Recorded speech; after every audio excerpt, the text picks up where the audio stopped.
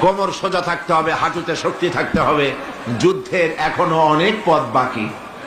সেই ইসলামের রাষ্ট্র প্রতিষ্ঠাই করতে হবে মুসলমানদেরকে, বাংলাদেশের জনগণকে। পারবেন না? পারবেন না? এই কোরআনের আইন বাংলাদেশে চালু হোকটা কি আপনারা চান? এই কোরআন দিয়ে যদি রাষ্ট্র শাসিত হয় তাহলে দেশের শান্তি অবশ্যই হবে। আমরা আশা করব বাংলাদেশে এই শান্তি হবে ইনশাআল্লাহ। বলি ইনশাআল্লাহ। মুসলমানদের উত্থান, মুসলমানদের জাগরণ আবার শুরু হবে ইনশাআল্লাহ। তোমরা সূর্য সেনের বংশধর নও, তোমরা রবীন্দ্রনাথের সন্তান নও, তোমরা হাফিজ শরিয়াতুল্লাহর উত্তরসূরি, তোমরা শহীদ তিতুমীরের উত্তরসূরি। এই কথা মনে রাখতে হবে।